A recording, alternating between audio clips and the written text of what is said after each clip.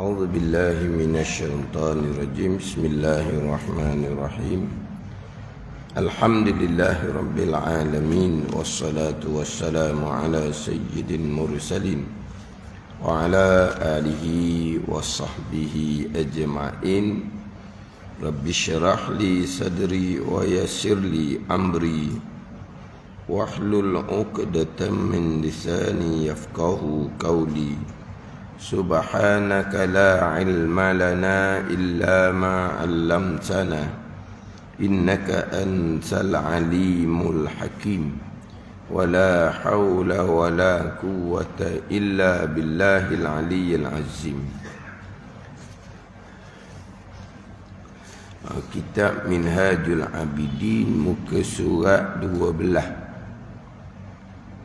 baris yang ke-6 daripada atas. Baris yang ke-6 daripada atas. Qala al-muallifu rahimahullahu ta'ala wa nafa'ana bi'ulumihi amin.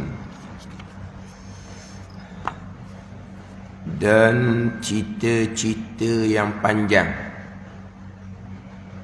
dan riya dan kibir,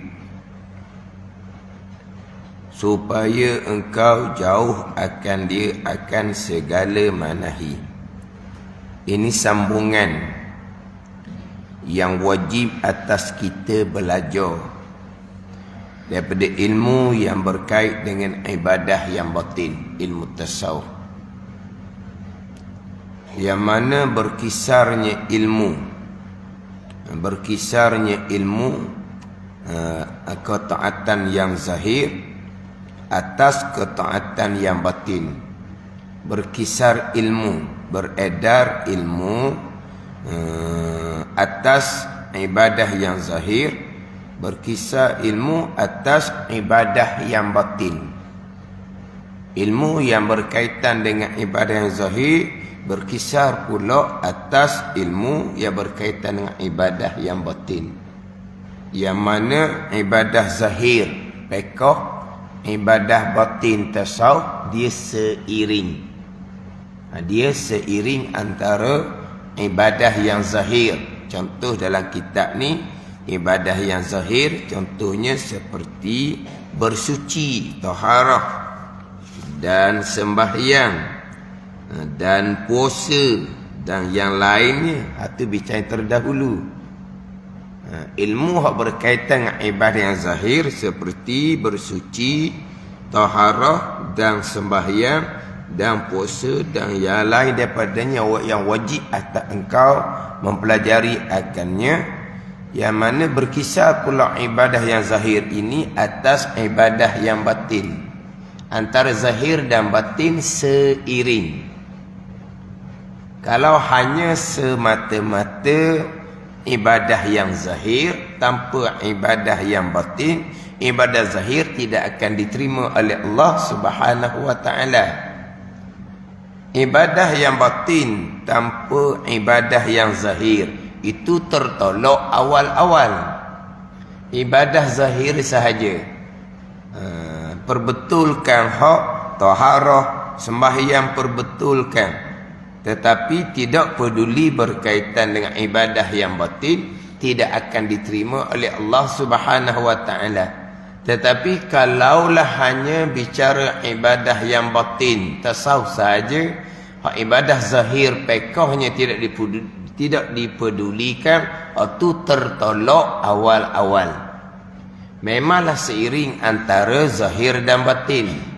Tapi kalau ikut tertib susunan ilmu dalam kitab Minhaj ini, ibadah zahir terlebih dahulu, barulah pergi pada ibadah batin. Ibadah zahir sempurna comel, barulah pergi kepada macam mana hak batin hati. Ikhlas ke tidak contohnya. Tidak ada keikhlasan, riya, ujub, takabur, maka ibadah zahir tadi tidak diterima oleh Allah Subhanahu wa ta'ala. Walaupun dari segi hukumnya telah tertunai kewajipan, tidak wajib diqadakan kembali. Comel ibadah zahir Semayang comel, puasa comel dengan hukum pekoh, haji comel dengan hukum pekoh, tapi ibadah batin tidak dipedulikan, hati penuh ngeriak, ujub, takabur, hasad contohnya. Sembahyang, puasa, haji sah, tertunai kewajipan.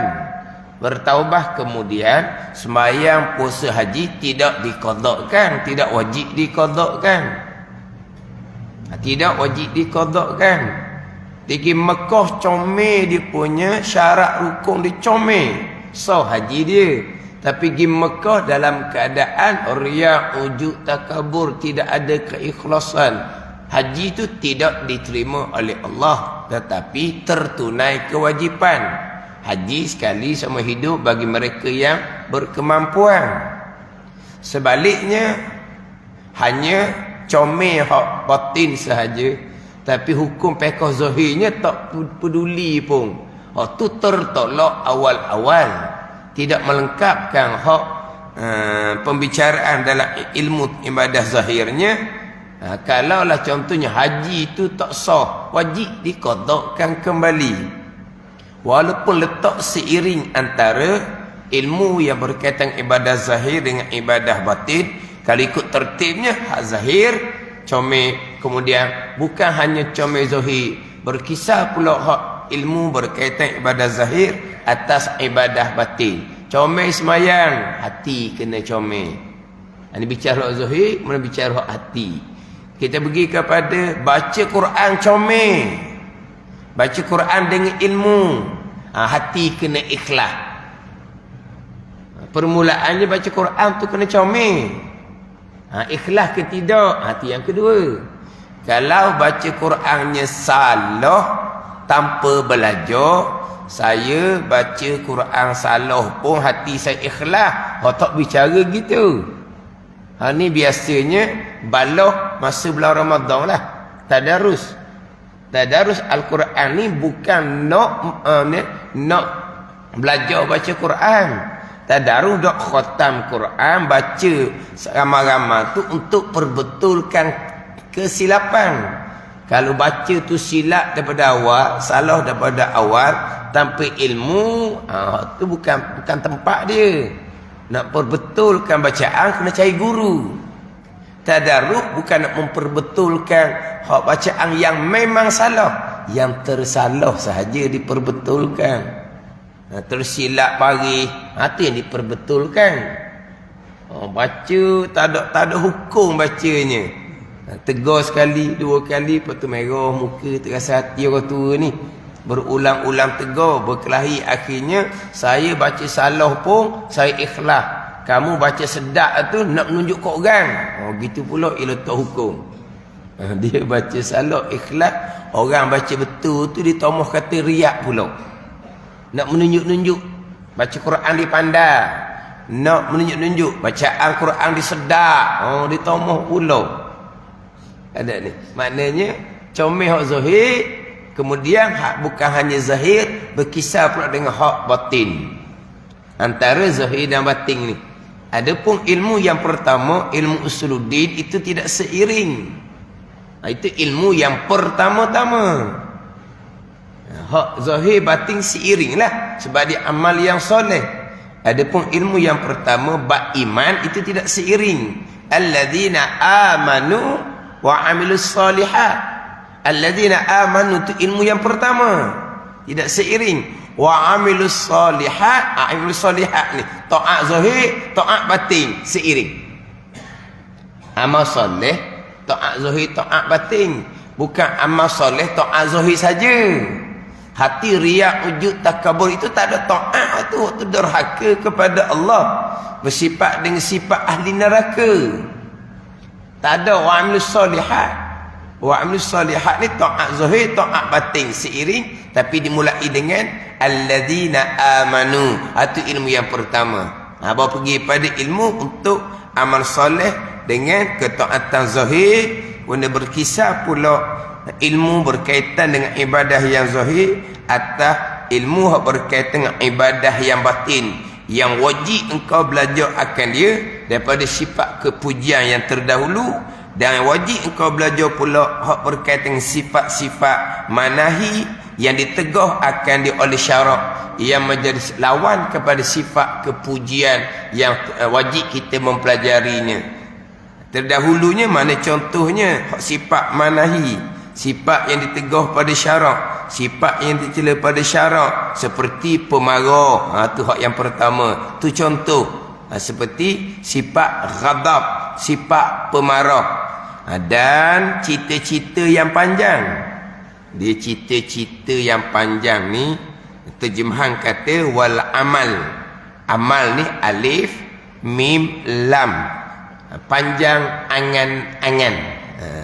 Panjang angan-angan yang mana dalam kitab Minhajul Abidin ni didatangkan 4 sifat kecelaan pada syarak. 4 sifat kecelaan pada syarak yang membinasakan akan amal kita. Didatangkan 4 perkara. Hak di muka surat 51 pada pembicaraan hati. Dia akabah yang ketiga. Akabah yang ketiga, akabatul awaik, yang menegah daripada melakukan ketaatan. Yang menegah daripada melakukan ketaatan ada 4. Manusia, dunia, syaitan. Yang keempatnya nafsu. Itu yang keempat. Yang menegah daripada ketaatannya dengan manusia yang pertama. Manusia ni manusia yang umum dan manusia yang paling hampir dengan kita, keluarga kita sendiri, yang menyebabkan kita terhalang daripada melakukan ketaatan. Yang mana hak manusia umum, manusia yang terhampirlah yang banyak mendorong kita kepada kemaksiatan. Manusia umum ni hak lebih luas. Hak lebih hampirnya keluarga kita sendiri. Kita tak ambuh dah gitunya, tak boleh dengan hukum. Tapi terpaksa kena ikut keluarga yang terhampir. Yang mana manusia ni menjadi penghalang daripada kita melakukan ketaatan dan terkadang menjadi pendorong kepada kita melakukan kemaksiatan. Yang keduanya dunia. Dunia yang menghalang kita daripada melakukan ketaatan. Dunia. Nak belajar agama pun tak sempat. Sebab apa? Nak fokus kepada ilmu dunia. Nak belajar agama pun tak sempat. Kenapa? Sibuk dengan urusan dunia. Dunia tu yang menghalang. Yang ketiga, syaitan. Yang ketiga, syaitan yang menghalang daripada amal ibadah. Panjang bicara syaitan dalam kitab Minhaj. Yang mana Imam Ghazali menyatakan terkadang syaitan menipu daya anak Adam atas rupa kebajikan. Ini yang paling takut. Atas rupa kemaksiatan. Hak buat maksiat tu dia sedar dah dia ikut syaitan. Orang berjudi, minum arak, dia sedar dah dia ikut syaitan dah tu. Maka dia kata dak ni berjudi menarik bukan syaitan yang goda ni. Ya syaitan baik. Ada gitu. Orang yang melakukan kemaksiatan, dia menyedari sangat salah dianya, ikut syaitan tu. Tapi atas rupa kebajikan, hak ni takut. Rupa kebajikan. Semayang bang dak tinggal, berjemaah dak tinggal, tetapi terkadang ditipu oleh syaitan atas rupa kebajikan. Rasa-rasa anggapan juga taat lah. Mati pejam rapat lah matanya, tak ada kebimbangan apa-apa dah. Tapi terkadang tertipu oleh syaitan atas rupa kebajikan. Orang sebut istilah, dia kata sesak dalam terang ke gitulah maknanya. Hak sesak, hak memang jelas tu satu hal. Hak nampak molek ni tapi sesak sebenarnya. Nampak molek tapi sesak. Tapi dalam kitab Minhaj ni ilmu beres ni. Tapi amalnya sesak. Tapi kalau ilmu je tak ada, tu sesak awal-awal. Ilmunya tak ada, sesak awal-awal. Ilmu ada. Ilmu ada ni ada sakatan dia. Hak fardu ain lengkap ke tidak? Kata ilmu ada. Nak kata ilmu ada ni fardu ain kena lengkap, baru panggil ilmu ada. Kalau ilmu tahap ABC, hak tidak panggil ilmu ada ilmu gitu. Setakat ABC tu nah. Tak panggil ada ilmu. Ada ni, dia ada sakatan dia. Setakat boleh capu, boleh tolak, boleh ngira, adalah ilmu. Tapi cukup tak dengan kehidupan dunia kita? Pandailah, kenal lah 1, 2, 3 tu. Capu, tolak, pandailah. Tak kena tipu dia orang dah. Tapi cukup tak dengan ilmu dunia? Kalau setakat kenal ABC, setakat kenal nombor huruf, setakat pandai capu, tolak, kali, bagi tu, tu sekolah tadika cukup dah. Dah satu dah tunya. Cukup dah ilmu dunia gitu? Memang tak cukup. Dan ilmu agama setakat bilang gitu je. Rukun imam bilang je. Rukun sembahyang 13 bilang je. Cukup. Nak panggil cukup ilmu ni, lengkap fardu ain baru panggil cukup ilmu. Jadi ilmu cukup fardu ain, tapi amalnya, amal ni bicara hak tertipu oleh syaitan atau rupa kebajikan. Tapi kalau ilmunya tak peduli, hak tu sesak awal-awal. Semayang tak tinggal, berjemaah tak tinggal, puasa tak tinggal. Tapi kalau akidah salah, tu balik awal lalu dah tu. Akidah salah, pegangan terpesong. Comel mana pun hak zahir, tu dalam keadaan kesesatan. Dengan pegang yang bid'ah contohnya. Atau tanpa ilmu. Ini bicara ilmu ni. Syaitan terkadang menipu daya atas rupa kebajikan. Yang keempat tu nafsu. Nafsu tu panjang. Kalau terjemahan Syekh Daud ni bermula daripada Musab 39. Bermula daripada Musab 39 bicara bab nafsu sampai ke Musab 72. Daripada 39 sampai ke Musab 72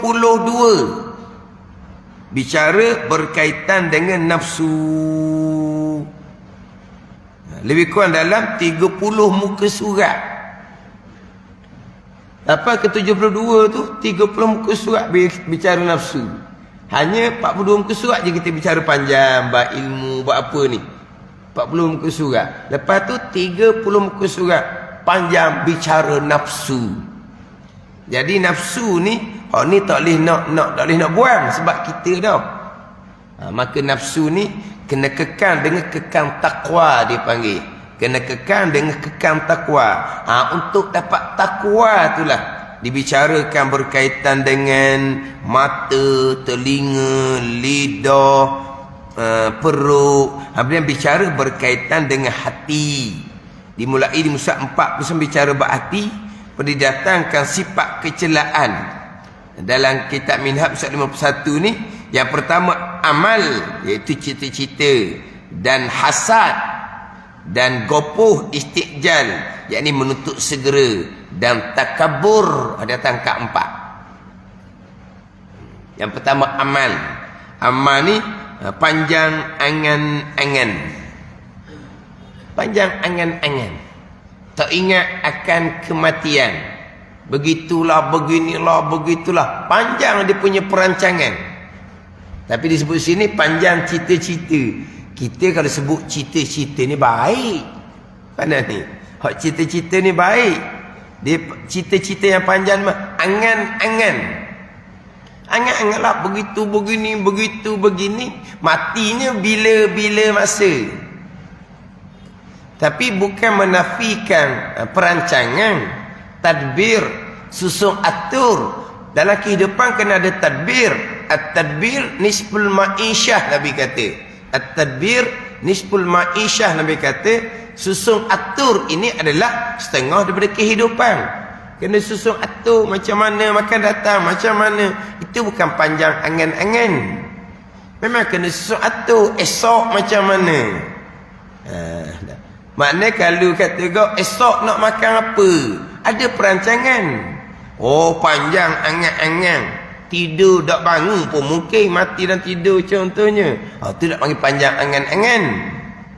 Dia bicara panjang. Ini bicara panjang.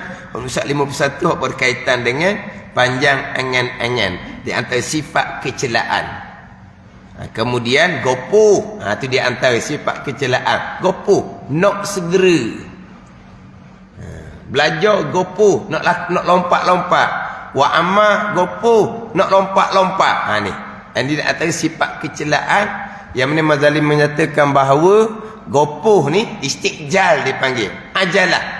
Istiqjal gopoh ni di antara peluang besar syaitan menipu daya anak Adam. Kita orang tua ni bila mai duk belajar tak faham-faham.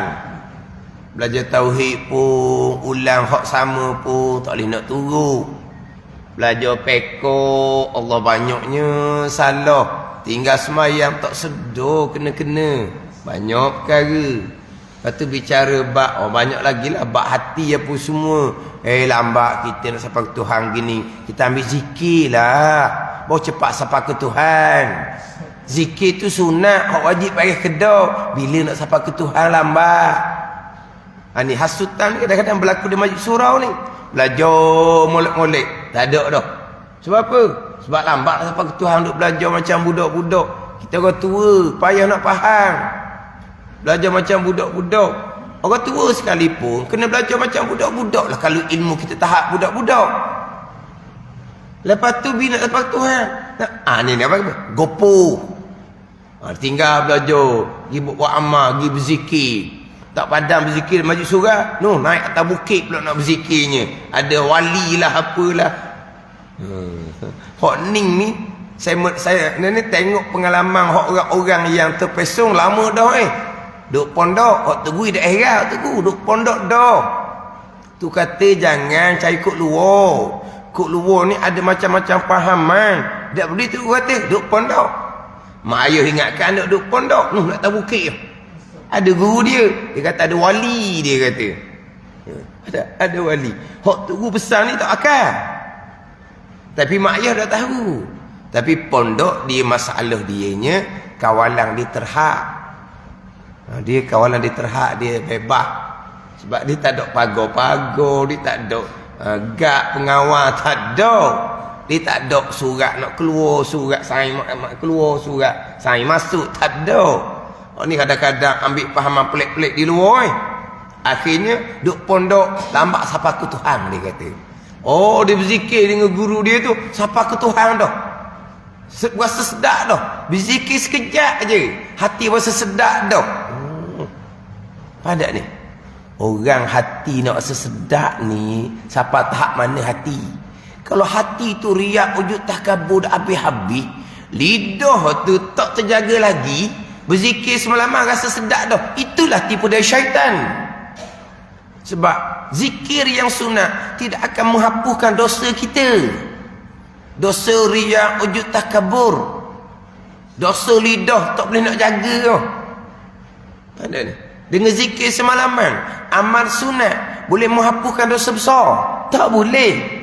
Tapi dia rasa ada makam, rasa sedap dah. Itulah perdaya syaitan.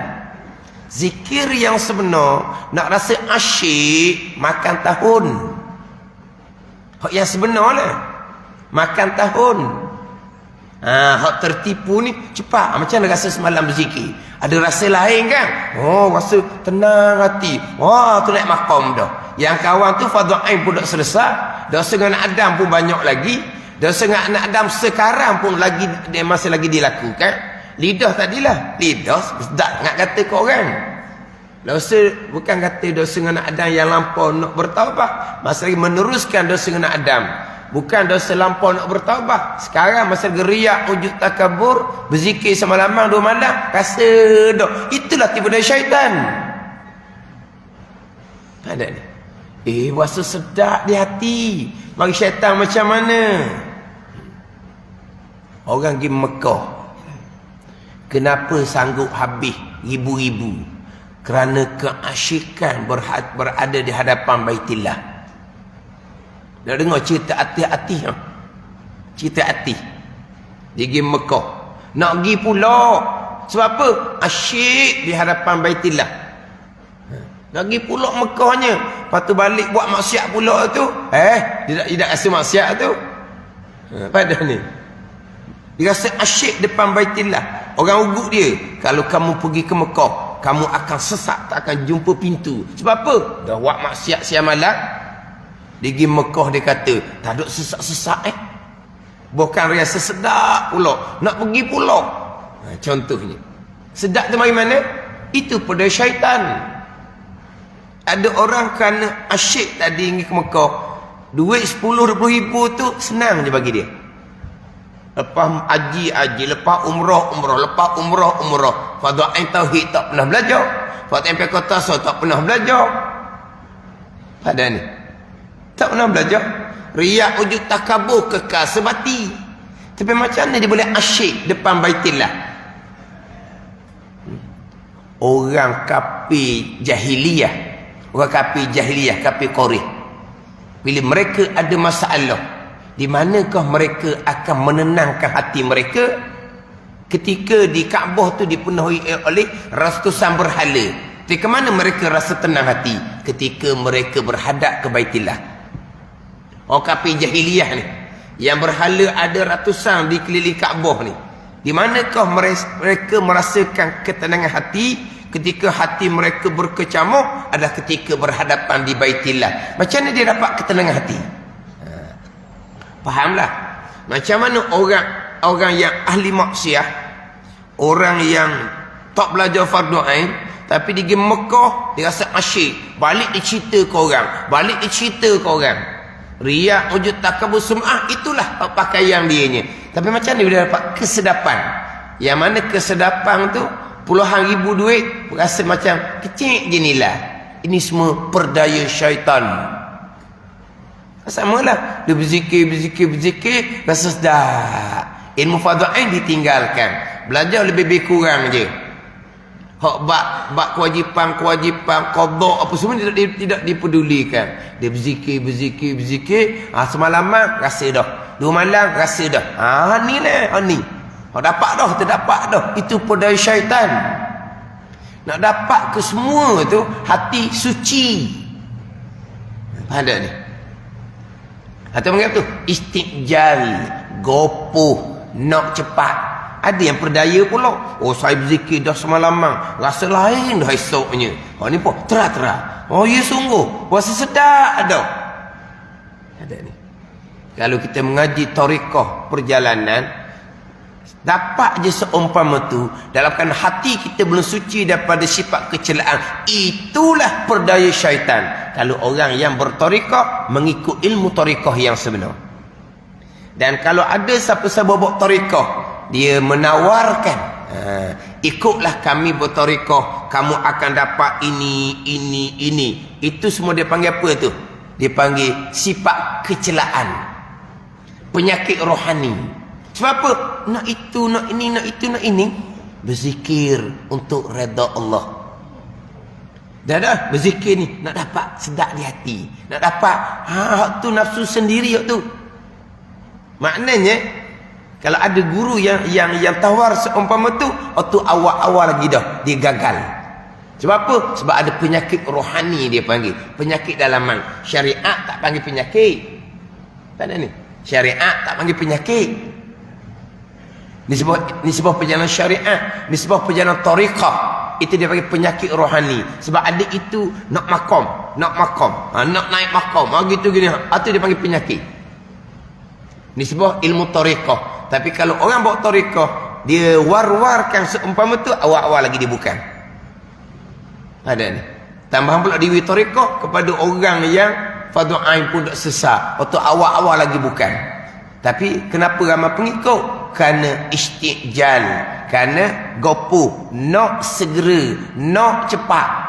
Main duk belajar ke tu majlis surah ni, mati situ je, tak sempat sapa Tuhan dia kata.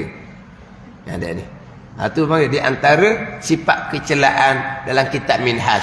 Amal, panjang angan-angan, istijal, gopoh, hasad, takabur. Ada kitab Minhaj ni.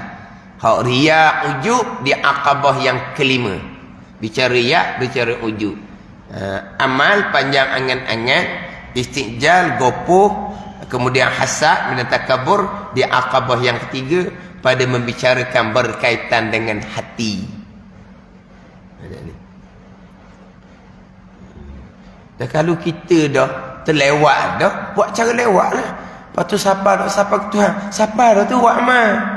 Akidah betul, buat amal betul. Akidah nak betul macam mana ilmu tak masuk. Ilmu tak masuk. Nak perbetulkan akidah macam mana? Salah akidah dalam belajar ilmu akidah tidak berhenti, dimaafkan oleh Allah Subhanahu wa taala. Siapa yang mengerti? Kena sentiasa belajar sifat 20. Memang ada orang tua diakui. Tak boleh nak turuk dia kata. Tak boleh nak turuk. Faham sekejap, lepas tu hilang. Minggu depan pula, sambung pula, ulang pula. Baru macam nampak baru. Baru rasa macam baru pula. Baru berapa minggu lepas dah. Ulang berminggu-minggu dah ulangnya. Lepas tu macam ni nak perbetulkan akidah kalau ilmu dia tidak dapat menguasai. Kenapa? Kerana belajar tua. Lepas tu macam mana? Dimaaf oleh Allah Subhanahu wa taala. Janji salah dalam belajar, bukan salah tanpa belajar. Tapi dalam belajar jangan tinggal. Lepas tu ni nak pergi pada amal sunat. Amal sunat macam mana? Hak wajib tak sesat.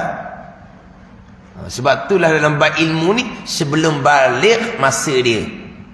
Ilmu ni sebelum baligh masa dianya. Ibu bapa yang berkewajipan. Balik wa amal kodo-kodo, kemudian meningkat usia, meningkat amal sunat, meningkat usia, meningkat amal sunat. Balik amal wajib sahaja, amal sunat tak sempat kerana nak belajar ilmu dunia, sibuk dengan dunia. Tapi amal wajib tetap, hukum hakam zahir batin tetap dijaga, hubungan dengan Allah, hubungan dengan anak Adam tetap dijaga.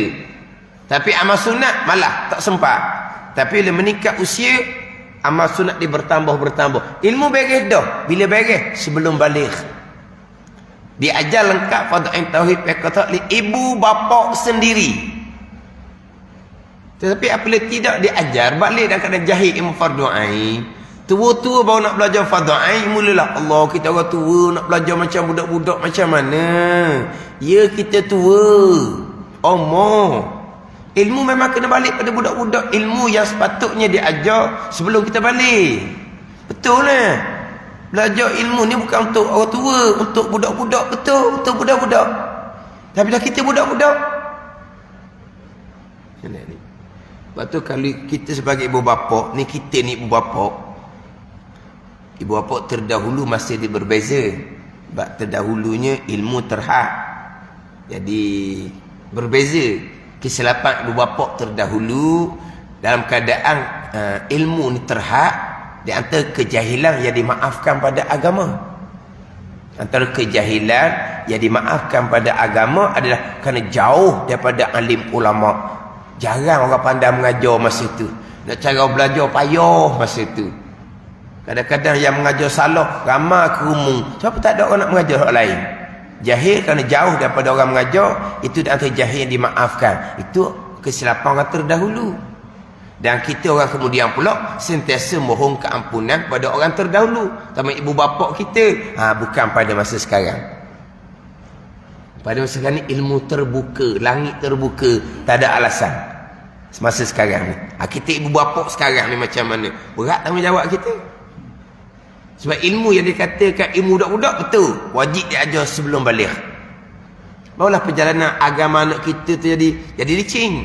Dia balik, dia buat amal. Hak wajib je, hak wajib. Dia jaga hubungan dengan Allah, hubungan dengan anak Adam. Dia tidak umpat orang, dia tak maki orang, dia tak khianat orang. Mana senang je perjalanan dia. Bila dia meningkat usia, dia buat amal tu, buat amal sunat. Jadi senang je perjalanan dia. Tapi kalau kemudian baru nak belajar, memang banyak perkara lah yang menghalang.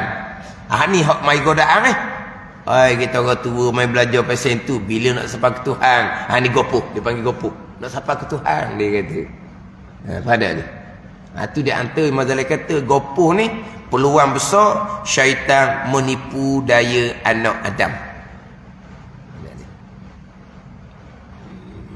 Lepas tu macam mana kita balik kepada jalanan agama. Tua muda hukumnya sama sahaja, tak ada beza. Orang baligh sama sahaja. Umur 15 ke, umur 50 ke, sama sahaja kewajipan. Ada ni, sama sahaja kewajipan. Kalau perlu wajib bermula daripada awal, bermula daripada awal. Wajib bermula daripada ilmu tauhid, wajib bermula daripada ilmu tauhid. Atau kalau bicara bab taubah apa, sama sahaja. Bila baligh mukallaf umur 15 ke umur 50 ke, sama je hukum hakam, kena balik pada jalanan yang sama. Sebagaimana jalanan dalam kitab Minhajul Abidin, perjalanan bagi mereka yang mengabdikan diri kepada Allah, ila jannati rabbil alamin, kepada syurga bagi Tuhan sekalian alam. Itu Minhajul Abidin ila jannati rabbil alamin, perjalanan bagi mereka yang mengabdikan diri kepada Allah, kepada syurga bagi Tuhan sekalian alam. Dalam kitab Minhaj sama. Penekanan ilmu ni sekarang ni, ilmu yang pertama ilmu tauhid, ilmu yang kedua ilmu yang berkaitan dengan taat zahir, ilmu tiga ilmu berkaitan dengan taat batin yang wajib dipelajari, hak berkaitan dengan sifat kepujian dalam hati yang wajib kita semarkan dalam hati kita, dan juga sifat yang manahi, yang ditegah, yang dicela pada syarak, yang wajib kita jauhi daripadanya, seperti pemarah dan cita-cita panjang, dan riak dan kibir. Riak apa dia makna, faham oleh kibir, takabur. Kibrun, kibir. Kibrun, takabburun, itu masdar. Kibir. Kita boleh sebut kata kibir, kita pelik lah. Kita sebutnya dengan takabur. Kita ni kibir. Kibrun. Kaf, ber-ra. Kaf, ber-ra tu kibir. Dipanggil apa? Kibrun. Kalau kabrun, kabrun tu gedung. Atau kita apa? Ini saya di kelas wisma. Gedung ke bedu? Oh, dia jadi Terengganu kita gedu. Bahasa buku bedu. Ke bukan nak orang sekolah? Tak, bedu ke tau? Kita Terengganu gedu nah. Itu kabrun. Gedu kopang atau kabrun. Hak ni kibir, kibrun ataupun takabburun di masdar belaka. Tapi yang kita biasanya takabur. Kalau sebut kata kibir, kita apa pula kibir? Riak dan kibir. Riak melakukan amal bukan kerana Allah, kerana selain Allah. Dan kibir, kibir ni membesarkan diri, kibir ataupun takabur. Dia kibir bahasa Arab, takabur bahasa Arab. Tapi takabur jadi bahasa Melayu. Dia kibrun ataupun takabburun. Wajib engkau mempelajari hak berkaitan dengan segala manahi illah dia, kerana dia supaya engkau jauh akan dia, akan segala manahi, akan segala sifat yang ditegah pada syarak. Maka bahawasanya beberapa fardu yang sudah nas Allah Ta'ala atas menyuruh dengan dia dan menegah akan dia daripada lawan dalam kitabnya, kitab Allah yang aziz, di atas lidah nabinya Nabi Allah Muhammad sallallahu alaihi wasallam. Majlis menyatakan hak kefarduan, hak berkaitan dengan ketaatan batin ini adalah perintah jelas dalam Al-Quranul Karim. Sebagai perintah jelas dalam Al-Quran mewajibkan sembahyang, mewajibkan puasa. Perintah Al-Quran yang sama jelas. Tapi terkadang perintah sembahyang ditunaikan kerana perintah Quran, perintah puasa ditunaikan kerana perintah Quran. Tapi perintah taat batin, perintah syukur, perintah sabar, perintah ikhlas tidak dipedulikan walaupun perintah Al-Quran yang sama. Al-Quran memerintahkan sembahyang, sembahyang belaka. Al-Quran memerintahkan puasa, puasa belaka. Al-Quran memerintahkan syukur, sabar, tawakul, ikhlas, redha. Tiba-tiba tidak ditunaikan walaupun daripada perintah Al-Quran yang sama. Wallahu a'lam. Bismillahirrahmanirrahim. Alhamdulillahirabbil alamin. Wassalatu wassalamu ala sayyidil mursalin wa ala alihi wa sahbihi ajma'in.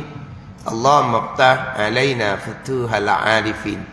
Allahumma allimna ilma akdamin wa fahimna famas sabiqin warzuqna ruqat talibin. Allahumma zidna ilma wa alhiqna bis salihin. Wa sallallahu ala sayyidina Muhammad wa ala alihi wa sahbihi wa sallam walhamdulillahi rabbil alamin.